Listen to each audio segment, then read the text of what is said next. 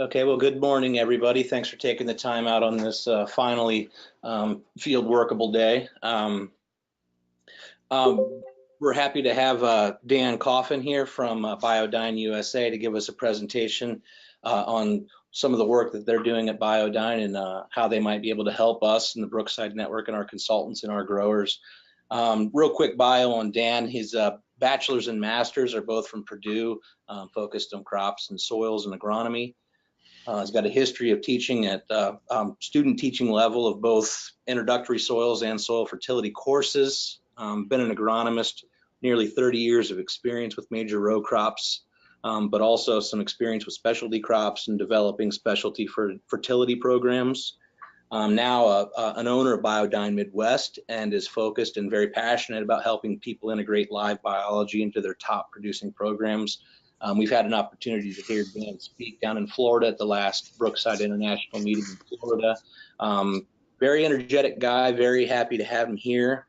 Today, Dan will be covering a bit, talking about this lateness of planting and the troubling time we've had here this spring of 2019. Talk about some potential changes in biological responses and shifts that might happen with managing and changing your N and phosphorus programs. But I'll go ahead and let Dan take it from here. And thanks again, Dan. Sure. Thank you, Chris. And we at Biodyne certainly appreciate the opportunity to bring your folks up to snuff a little bit on the current situations, as well as help them understand that as a part of what we're doing at Biodyne is extremely focused on providing educational opportunities. And of course, webinars in this day and age provide us an excellent opportunity to do that. Oftentimes, the limitation is time and focus ability for folks to sit down and do this. And we do appreciate the opportunity to get this also recorded so that many people can get this at a later date, because I'm certain, as you are, that most of the folks that would really like to be listening to this today are out working very, very diligently. And I think that brings us right into the topic of the Crops and Soils Progress early June update. Hopefully we will be able to do 2 or 3 more webinars for you folks on later topics that are going to be associated with this. But the obvious bottom line this year is soils and growers are both stressed. And we wanted to bring this opportunity to give you some education to help both be relieved by providing growing information to the group. The quick overview for today's webinar is just this, because we want to try to keep it as brief as we can, knowing that we could talk for hours. But the update is on the planting concerns relative to the soil and crop, nitrogen management opportunities as a result of planting date, which is obviously at this point for our part of the world here in the 3 I's, and Ohio is a later planting date.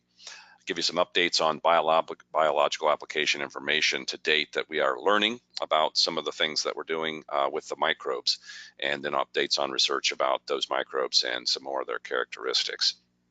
So in 2019, right out of the gate, there's a bunch of surprises. We had very limited time or no time to repair last fall's wet harvest mistakes, which most people were looking forward to this spring to try to fix a mess. Many different types of problems as a result of combines being in late in the fall, or trying to do some tillage when they shouldn't have. Limited time to apply supplemental dry fertilizer. Many folks are stuck in that whole idea of either fall applied or spring applied fertilizer for the next crop. And so many of them are stressed because they can't do that, or choose maybe not to do that, or questioning should they do that before putting on planting the crop. So we'll discuss that. Many soils still remain cool and even say in some cases water soaked. And we all know that by remaining cool and water soaked, that's changing the biology. It's challenged to break out, get started, and begin to multiply, which is the norm for soil systems. They're very slow this year as a result of last year and this spring. So it's giving us, we've seen these years before, it's giving us some really good opportunities. We have a gross delay in planting date, which is not the norm. We get all kinds of different times of planting throughout the year normally, but to have the entire crop be completely delayed like this is creating excessive stress at the grower level.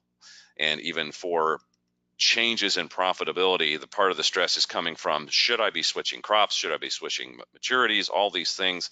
And the profitability changing in less than 6 weeks. 6 to 7 weeks ago, we were concerned about even putting a seed in the ground because there was no profit. Now we're concerned about what should we put in the ground, because the profit potential for corn is massive. The profit scenario for soybeans is diminishing rapidly to whether or not we'll even make profit. And as a result, many long-term rotation plans are being altered at the farm gate just by the short-term decisions. Excuse me. So there's a lot of different things that people are suffering through right now. The soil concerns, as I related to before, was wet and cold last fall. Very limited opportunity to even get the crop out. Winter was very cold, so there was a limited amount of even freeze and thaw because it got so cold so fast it froze, but not too many cycles through the winter. The biology was already in a come from behind position coming into the fall and winter. Winter stayed longer than normal, keeping the soil cool. Spring stayed cool and wet, and we have not been completely water soaked, but we've been so wet that we cannot get started in most situations. We're going to be jumping right to summer conditions with an emerging crop if everything proceeds to plan as today is. In the last few days have been fairly sunny, and it looks to be sunny for a little while here, so people are getting a crop in the ground. So as it comes up, day length has changed, intensity of sunlight and heat has changed, so we're going to go right into summer. As a result, hot, dry conditions could further reduce biological activity. Now, as long as it stays moist, we're fine. But if it dries out, that biological activity is going to be very limited as where it's going to find food and or moisture. Late spring tillage with some of the guys who are still actively seeking tillage rather than try to jump into no-till, maybe for the first time in some cases. Late spring tillage is going to improve biology because as you stir and aerify that soil, biology is going to come to life and it's going to grow like a rocket. However, if it gets dry on the surface and doesn't rain, then that biology is going to shut down. So you're going to get such a limited amount of biology to help you this year, make your head spin if you think about it, because we've seen these things before. 30 years of agronomy, and this is my 47th year of looking at corn crops and being out in the cornfield. Gives you a lot of experience, and trust me, when it gets dry after these kind of severe conditions, biology is very limited in its ability to help. No-till soils remain cool, and so as a result, they'll be slower to develop, but they will conserve moisture, and at some point, that may be the one saving grace this year for growing corn and or soybeans. If we can go right into no-till soils, don't worry about some of the other pieces, in some cases, the fertility of the tillage. Applying biology and or stimulants to the roots and the root zones this year should greatly enhance growth and improve crop stress tolerance, because it is the biology that actually communicates with the crop and actually tries to help program that crop through some difficult conditions. So applying biology this year, even above and beyond, in some cases, excessive dry supplemental fertility, makes a lot of sense. Too late to plant corn? I say no. We are encouraging our folks all the way through June 15th without any difficulty. Too late to apply fertilizer? It's not, but in some cases you have to scratch your head and say why, because depending on whether it stays moist or gets dry, that fertilizer may not do us any good for this year whatsoever. So we are helping people understand, if you have phosphate levels that are already in the 20 or 30 part per million range, that's plenty to do some things. If your phosphate levels are, your potash levels are probably 1.8% base saturation on soils that are CECs at 15 or above, and even on limited amounts of CECs to 7 to 10. If they're looking in the 2 to 2.5 or 3% range, you've got plenty. You're going to be fine. The early growth implications are really the phosphorus concern. Very, very early in that corn plant's life, especially if you're looking at the corn, phosphorus is key to helping you get enough energy to stretch those ears and the number of rows around. 90% of the phosphorus that gets into your plant, that has been researched through soil science for years now, comes through biology. So you can put biology in there and expect it to release nutrition around those roots. And if you put it in conjunction with the roots, as close as you can get to the early developing roots, you will be fine as long as the plant can find those microbes. You can also put supplemental fertility right in the furrow, and a lot of guys are set up for that. Many of them have to go to the 2x2. It can even be placed there. As long as that corn plant finds the phosphorus when it needs it, it will utilize it. And so if you don't slick up the sidewalls and the roots can get right over in a 2x2 band, you can put even the 1034 rows over there with some biology and get some really big bang for the buck and forego putting on lots and lots of dry fertilizer. Obviously, in order for these things to happen, Temperature, moisture, and oxygen are important into allowing biology and the crop to develop. As long as you have temperatures at this point should be no problem. Moisture, if you're planting into limited amount of tillage ground and you've got product on the seed or beside the row, moisture should be fine. Oxygen, as long as, again, you don't smear the sidewalls or pack the ground, oxygen should be perfectly fine at this state. Improved time to tasseling and finish, the sugar content. What people don't realize is if we get that phosphorus into that plant early in the season and maintain it through the early part of the season, the sugar levels, the bricks of sugar, the density of solids inside each and every cell come up dramatically. And it is sugar that allows that plant to develop and fight stress. And so the higher the sugar content is, the better you will be. As a result, these programs develop higher sugars. That's been well documented in the last several years now. So helping that plant get to pollination faster, more consistently is a real situation that can be accomplished through in-furrow or 2x2 starters with the addition of microbes. Soybean considerations to speed and improve growth and nodulation are the same type of thing. If we can put in energy and biology at the start of the soybean germination, bigger root masses and faster growth. And nodulation is something we're going to cover a little later in this scenario, but we can actually improve nodulation with the addition of microbes today. This is a picture from Iowa 2 years ago where on the right you see a cornfield, part of a cornfield that's dark. On the left it seems to be lighter. Actually what's going on here is this field was entirely treated from side to side with 6 gallons of on-seed 624-6. This line that you see through the center of the field is the area where they actually put microbes, 401 microbes at a pint per acre in with the 624-6. The sad part is we don't have a spot out here where there was no 624-6 applied, because what I've seen in the past is in these kind of scenarios, you can pick up 6 to 10 days faster pollination if you have higher phosphate and sugar levels and the microbes are adding an additional, this was 2 to 4 additional days above and beyond the phosphate applications. So we're not talking about small numbers. At this late a date, every day you make up for is one less day you have to worry about early frost in the fall.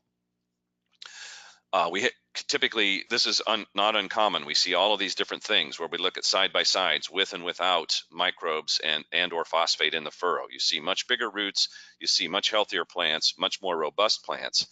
In this case, where you see the soybeans, you'll see if you look at the nodulation in this, these are the same size plants, same day, but much more improved nodulation. And you can see they are behind in terms of the growth.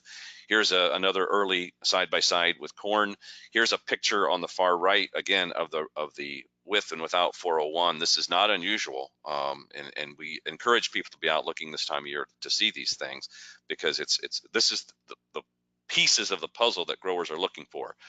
Here's some rare early picks from Indiana, because there's not much of a crop in Indiana at this point. There are some places down in central Indiana that missed, but as central and northern Indiana, north central and northern Indiana is way behind. But these are pictures already from this year, side by side, showing some similar type things. And if you look very closely at here, you'll see nodules already starting to form on these very young plants. Here's a picture from corn that was actually able to get in the ground. I think this was over closer to Lafayette. And you see that root development with fine root hairs and much more root activity, and a good solid early growth with a very solid coleoptile and good leaf development, good color. The grower is a first-time grower and was stunned to see the results of going out in some pretty rough conditions on what's really possible. Here's a situation where if you look at this row very closely compared to the other rows, this was a streaming opportunity where they streamed on the microbes right with the row on the back of the planter, and they left this row off, and you can see the difference in sizing. Now, nitrogen management starts very early with corn plants, and when you think of microbes being very small nitrogen manufacturers, we're always trying to go for great big things. And I get that, we're used to tonnage and hundreds of pounds and this to the acre. But this is a scenario when you're talking about a very young plant that needs very limited amounts of resources. Look at the difference in the coloration and the early growth of these plants. This is what biology is supposed to do. And of course, there's biology everywhere in the soil. We know that. But when you take specific characteristics of microbes and put them in relationship to the young growing roots, or they're missing, look at the difference in what we would eventually call makeup time in growth of this plant. So nitrogen stabilization is a natural process if you let it be.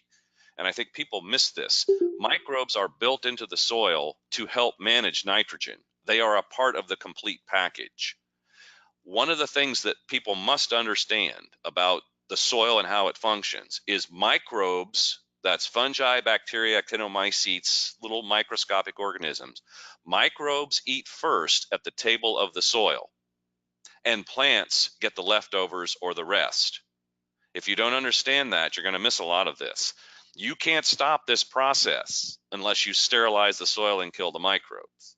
So when microbes are actually eating carbon and needing nitrogen in this soil system, in order for them to chew up carbon, they have to find nitrogen. If you are actually just spreading nitrogen over the surface of a soil, let's say with dry fertilizer granules in spots, and you have a corn following corn scenario with lots and lots of fodder, those microbes, when they see the fodder, they've got to eat. In order for them to eat, they must take the nitrogen. So if you leave nitrogen short, there's nothing left for the plant to get. That's why the plants get yellow. The universities say you must put in 30% more nitrogen to allow the things to happen.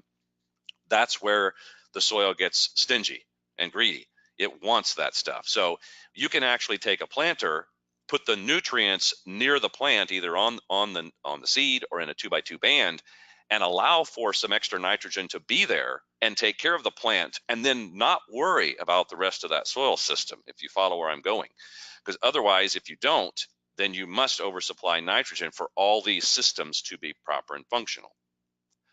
A general lack of soil microbes, therefore, in the soil does not manage nitrogen well. So if you've been tillage for many years and saw your organic matter level fall and microbial activity drop, you have a very limited amount of soil microbes. Even though they're there and they will come back over time, they're not there in high quantities. And so with too few microbes, your nitrous ammonius and your nitrobacters, those conversion organisms that we know of that take ammonium forms and change them to nitrite and then over to nitrate, they are working to manage the nitrogen on overtime.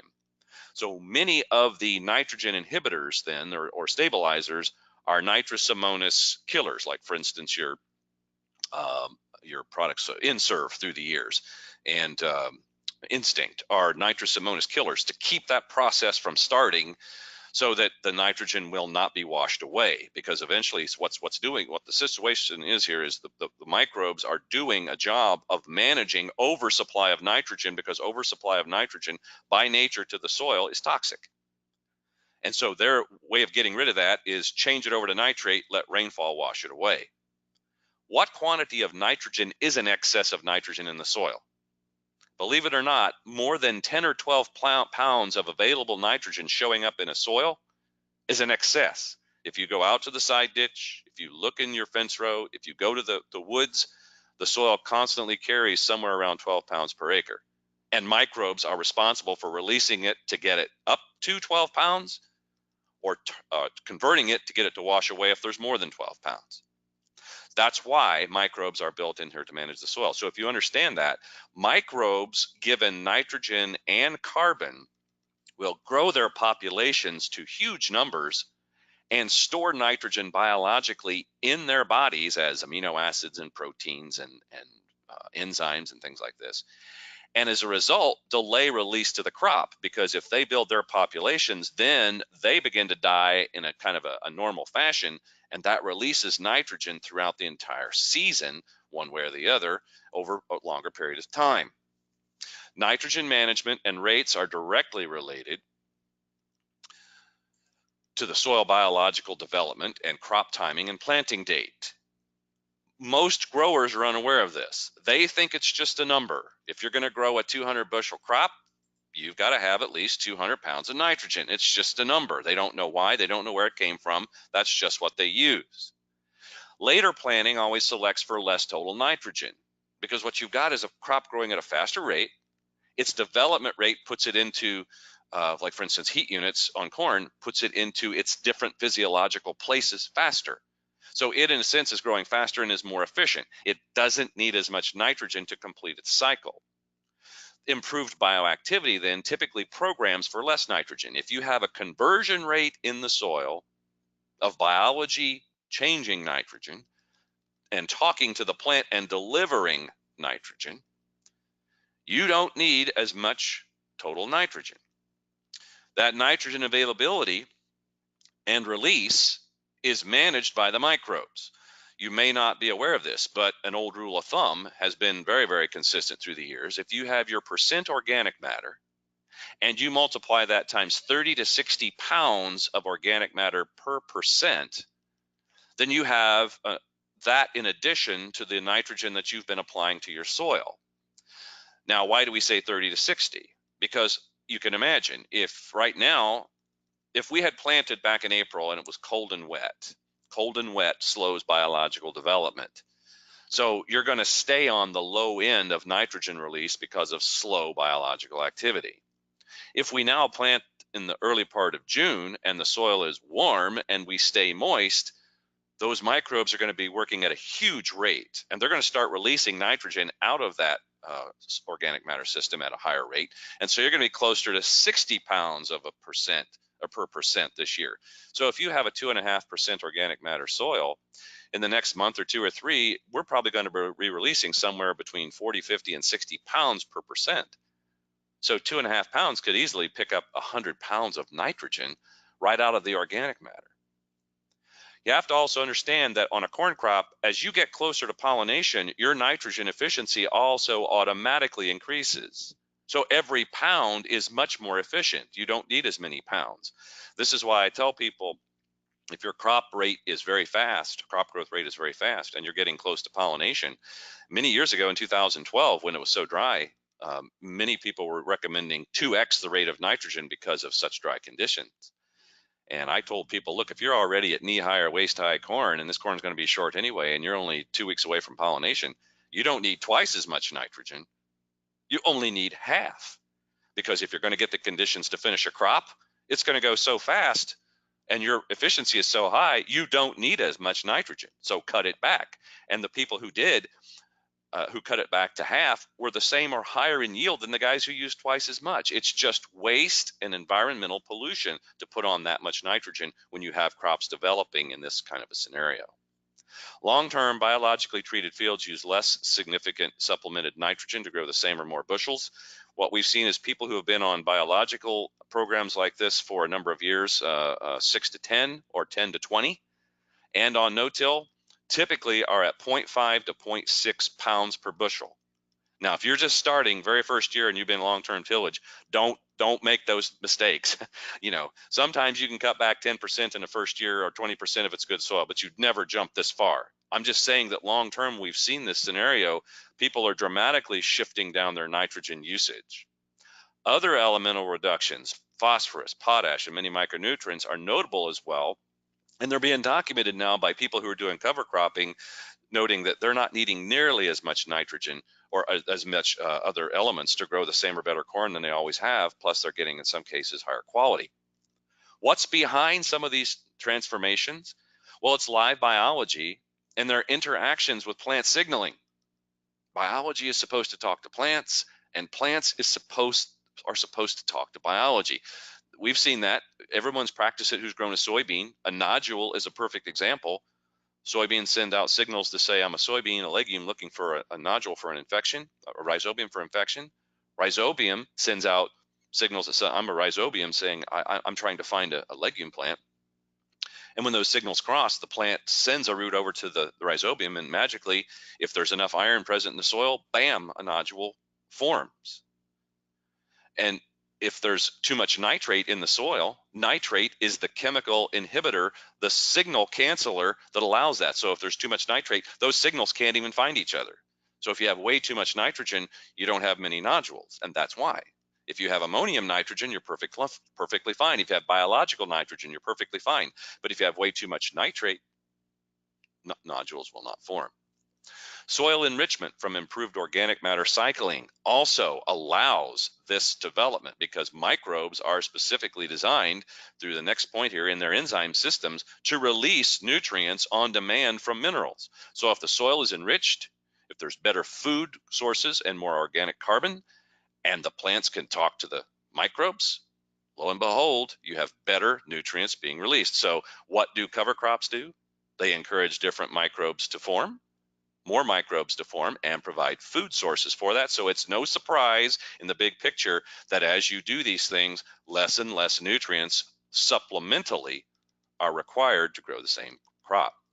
What's most important about that is your placement of the microbes. Make sure somehow or other that they're placed in conjunction with developing plant roots that maintain microbial populations and ensure nutrient release. As long as the microbes can talk to the plant roots and the roots can talk to the microbes, everything is going to work smoothly. How do we even know these interactions are possible and can occur? Well, trust me, we test and test and test with scientific protocols for traits. We're looking for traits that microbes possess, and microbes can possess up to 1,000 different traits we're assuming at this point. There's many, many, many more things that microbes do, and they do them in necessity. What can we test for currently? Well, we can do nitrogen assimilation tests. Diazotrophs are the technical name for microbes that can make and assimilate nitrogen. They can do things on an ammonium and nitrate basis, and we check for ammonium and nitrate usage, and we have protocols, scientific protocols that allow us to do these things. We also check for phosphorus release. Phosphatase and phytase are two very, very well-known enzymes that release phosphorus right out of the soil, right out of the minerals, and right out of old fertilizer combinations that have formed and locked up through the years. And we can actually go in and do very, very simple, straightforward testing to accomplish that. We can also test for iron release. That's called a siderophore in the technical world of biology, that actually causes iron to be transformed into the right available forms for plants, because all the iron in the soil that's in the wrong form and is not available to a plant is not available, and it keeps the plant from functioning properly. We can also check for hormone production. Through these typical tests, we can do hormone production. We can also test for enzymes like chitinase, cellulase, lignanase, amylase, protease, all these technical terms that you will begin to hear as you start to do some of this research into biology, that are basically compounds that allow some things like, for instance, cellulase. You would see cellulose looking close to this. So cellulase means a cellulose splitter, a cellulose melter. And so if it possesses that enzyme, it can potentially take cellulose and break it down into simple sugars and carbon dioxide. Current testing allows us to do this and show some of these numbers. What we have here is basically what I've been talking about in the big picture, putting it down on a piece of paper. So on the 401 testing, we have certain numbers of strains, and we have as many as 183 strains that we've checked in the past. We can check it for what carbon sources it uses. So for instance, here are things like benzene and toluene and xylitol, hexane, naphthalene. These are very, very complex, in some cases difficult, and in some cases pollution type products that are in the soil, but we can tell whether or not certain of these organisms use any of these particular things for even a carbon source to be able to break them down, because bioremediation is where Biodyne came from. And so we know that some of our microbes actually eat carriers and other problematic pesticides that are still laying around in some cases and break them down. And then on the right side here, enzyme and growth factor testing. You see many like protease, and you see lipase and phosphatase and IAA, which is hormones, lignanase, cellulase, chitinase, nitrogen as into gas, ammonium, ammonifiers, and nitrate users. There's a whole list of things that we're beginning to look at, and we'll be doing additional tests on each and every one of all of our organisms to be able to help you understand what its characteristics are. What difference does knowing all this make? Well, this is really important, because if we understand how these systems are functional, we can now create tools out of teams of microbes, not just asking one microbe to try to do phosphorus release and then buy another one for nitrogen and buy another one. You recognize how expensive and time inefficient that would be. So we can now take that information and create tools out of teams, allows us to produce solutions with all of these microbes and a good food source to very high counts. If you see labels, you'll see them noted under CFUs, which means colony forming units. That's a big term for each microbe that can grow from today as a single microbe into a colony of 1 billion by tomorrow. Each microbe then would be a colony forming unit. So if you had a solution that said we have 1 billion, 1 times 10 to the ninth, 1 billion CFUs per mil. That's 20 drops of water. So in 20 drops of water, you have 1 billion organisms. And each one, if they could do things right and turn into a billion tomorrow, the numbers just blow your mind. So we can produce these very high counts so that it's a numbers game. If we put these counts, very high levels, down around the roots, it's not like trying to start one and hope he gets to somewhere. There are countless trillions and trillions of organisms that are going to be flooding these root zones with huge amounts of growth potential.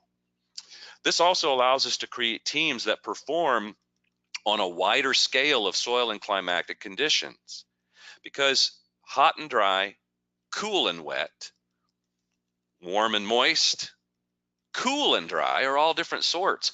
And these microbes, because they possess many, many capabilities, adapt to those when you go to a team. If you just pick one that has to have 72 degrees and perfect moisture conditions to work, the chances of you getting that consistently are what? At the right time, almost slim to none. This also allows us to create the repeatability that we want in these products. Well, the number one reason why people called it snake oil through the years is they didn't understand the technology in the first place. But if you don't get repeatability, they get a big response this year and nothing next year. That drops their confidence in the product and they think they've messed up or it just won't work. So they don't try it anymore. That repeatability comes from these teams, these characteristics, and the ability of these organisms to adapt to the situation that you have put them in. It also allows us to create solutions that produce plant responses at significant levels. Nobody wants to just buy a happy, healthy soil that doesn't do anything more. We need plants that respond and give us return on investment. And all of these pieces allow us to drop down to this next line, improve both crop and soil health, and expect a decent return on investment time to time. That's what I've said before. It's like taking the soil and the microbes that are in the side ditch or the fence row, brewing them up, putting back in the furrow or in the 2x2 band or on the surface to let that fence row come back to the farm row. And as a result, get significant opportunities each and every year. If you can see side by side, with and without, and this is in a Petri dish, if you can make this a repeatable trait on every plant in every field, you are already significantly ahead of the game, because everybody knows that if you've got more roots, it doesn't matter whether the soil test changes or stays the same. With that many roots, your uptake and efficiency is dramatically improved. What do we already know about the biostimulant microbes? In a blend of 26 microbes in 401, there are at least 5 known diazotrophs, nitrogen assimilators, nitrogen manufacturers, with 2 on the question mark column that we are trying to make sure that they are or they aren't. We've seen evidence that they are, and we're trying to make sure that they are. 3 siderophores, iron transformers. If you don't have iron in the right form, nodules don't form on a soybean plant. If nodules don't form on a soybean plant, all the rhizobium in the world that you put in the soil will not make you any more nodules. Why is it that people are calling in saying, what is in your stuff that is making so many nodules? What kind of rhizobium are you using?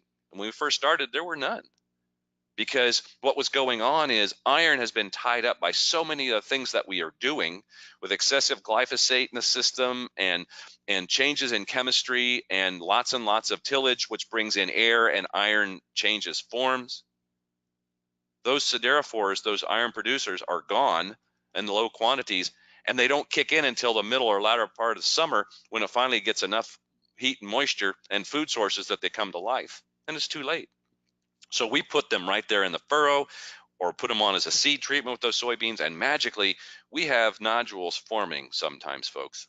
When the cotyledons are just popping out of the soil, you can dig up some of these and find nodules on them already. And it's because of the iron transformers that happens.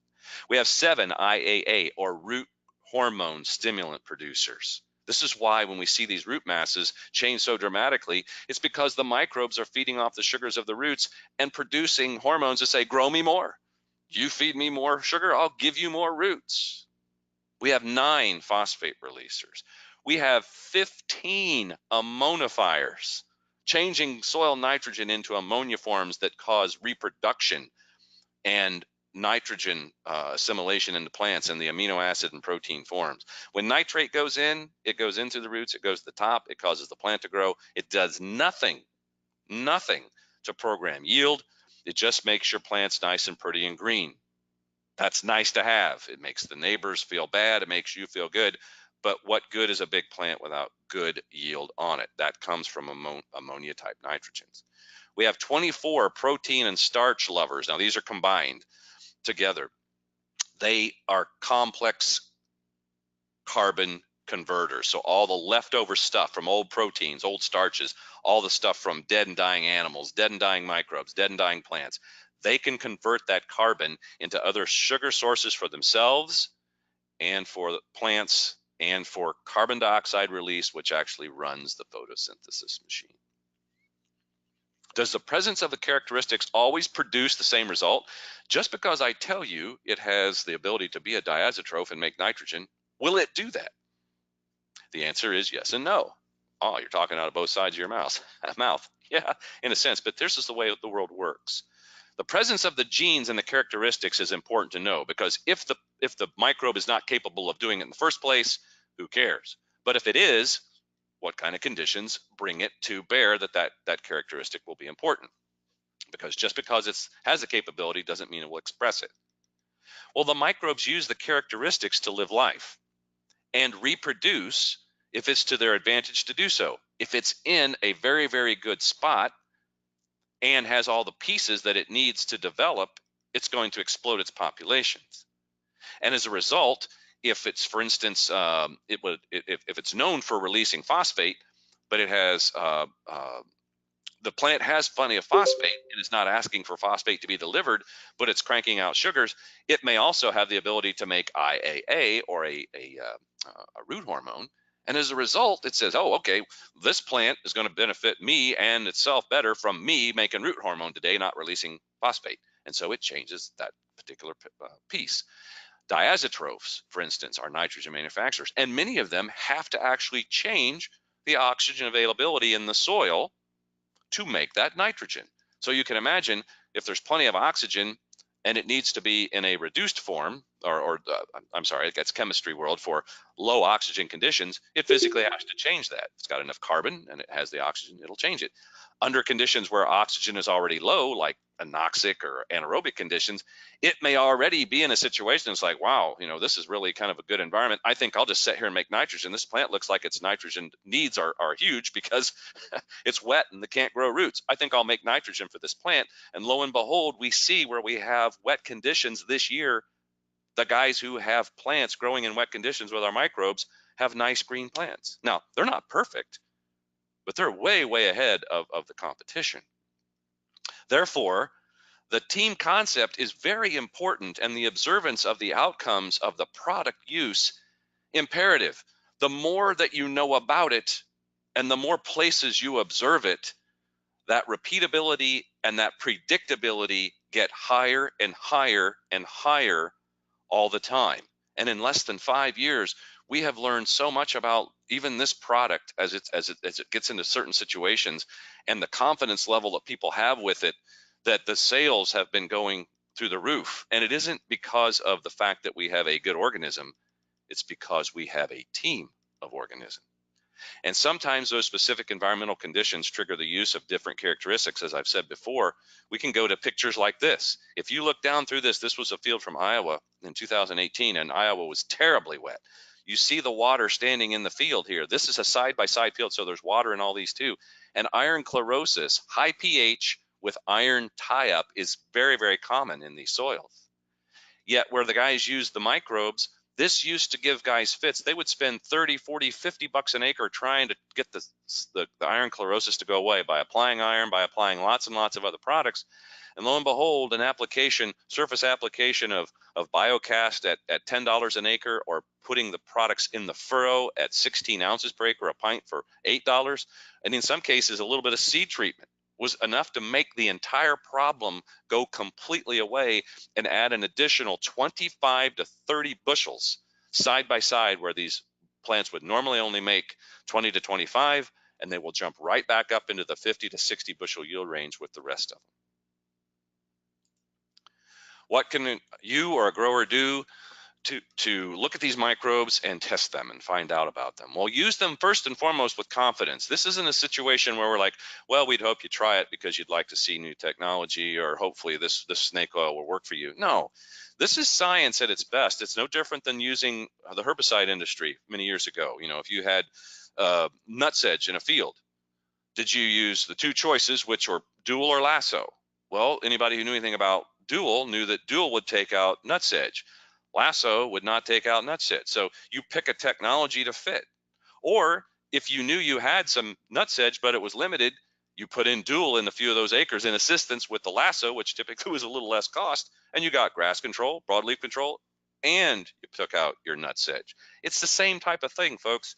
This technology is real and programmable, and utilizing it will give you those benefits.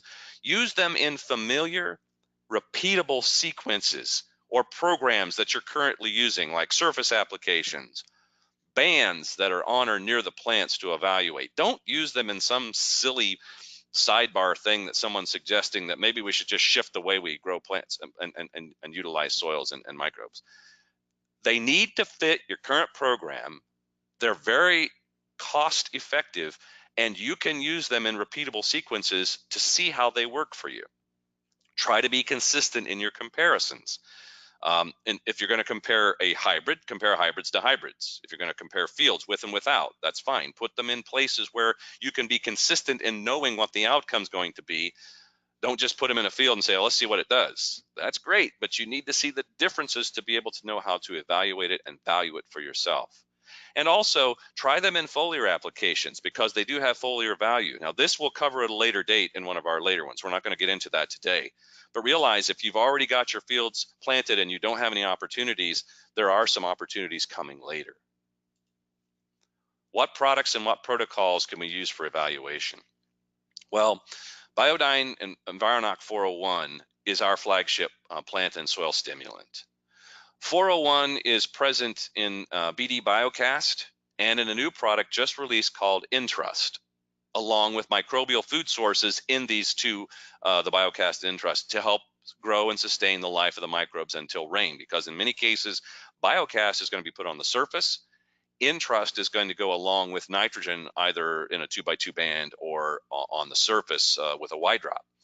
If you have just 401, you can use 401 at 16 ounces per acre in furrow with your seed. That's been the single largest and longest product that we've worked with now for the last 4 to 5 years, and been the most tried. You know you're going to put microbes in the furrow with the seed, or even with a transplant if it's another plant that you're growing, or if it's seed to germinate like turf or grass, or if you've got tomato plants and you're transplanting water, or even cucurbits. Microbes in conjunction with the water or in the presence of the seed or the plant guarantees that you're going to have microbes there. If you have Biocast, which is the 401 plus food sources, you can use BD Biocast at a 32 ounce, 1 quart per acre rate, surface applied, alone, which is a special trip. I don't always recommend that, because it does fit in nicely with either chemicals or nitrogen applications. And insecticides will not hurt these microbes. They are not like you and I. They don't possess these nervous systems like we do. So insecticides don't bother them. Fungicides have a very, very, very limited amount of damage that they'll do. So fungicides sprayed with this can even be a useful application. The only thing I would not recommend putting it with is Gramoxone Paraquat, because Paraquat is a membrane destroyer, and it will destroy your skin. It will destroy plants. You've all seen what Gramoxone does. And each and one of these, every little of these tiny microbes is a tiny membrane. So I don't have information to give you, but my suspicion is that would be the worst case scenario. If you had to do it, you would do it at the very last moment and spray as fast as you can. But myself, I would not suggest using that application. You can also use Biodyne Entrust, the new nitrogen management tool. At 64 ounces, a half gallon per acre in the 2x2 band. and in side dress or especially Y-drop applications as a nitrogen management tool. The whole objective in this, if we go back to what I said a while ago, in microbes manage nitrogen and are designed to help manage it and tie it up. If we put microbes in the soil, in these bands, with a food source and give them nitrogen, I want that nitrogen to be consumed in a 72-hour period.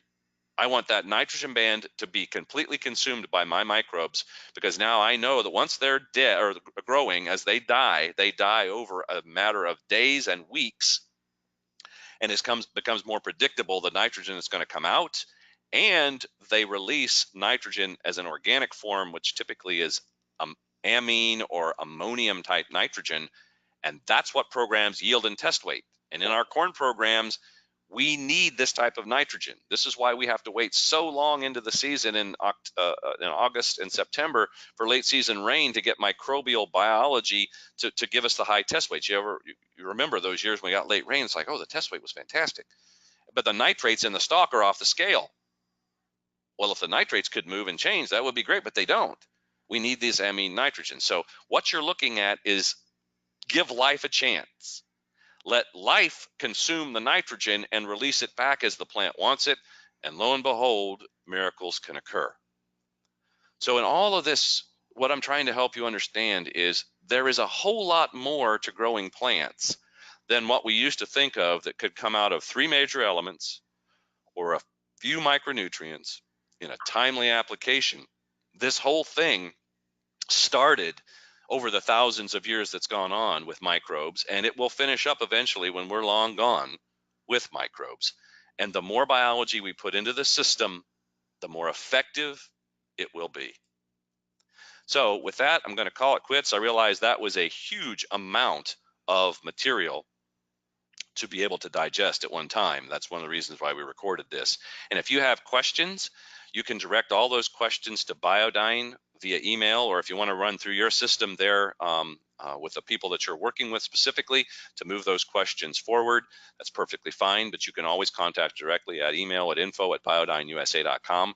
Through investigating the website, because there are many, many pieces of the puzzle that are in some cases described for you in videos and some other things. And we're getting into a situation now we're going to put more videos on at biodyneusa.com, or even directly. If you need to call us directly here at the home office at the 888 number on your screen, you're welcome to do that.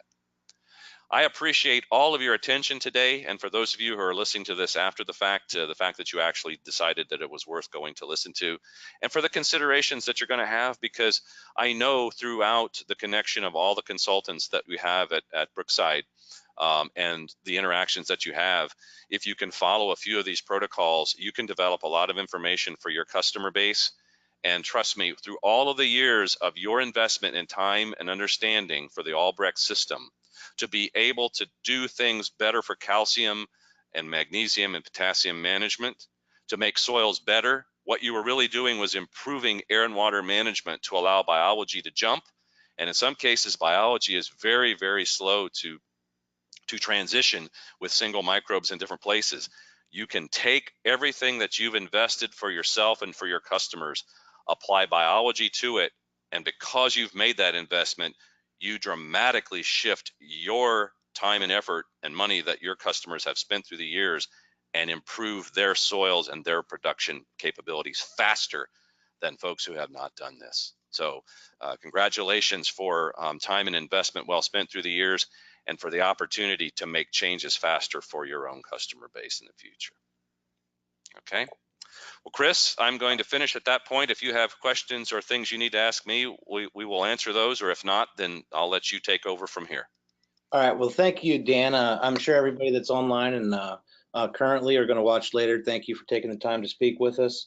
Again, Dan will be joining us again next month, July 12th. We have down as a tentative date. I hope that'll still work, but we'll keep you all posted on when that'll be. Right now, that's written on my calendar in pencil. We'll have to confirm it with Dan, make sure that still works. But either way, we'll let you know when the next lecture in this series will be.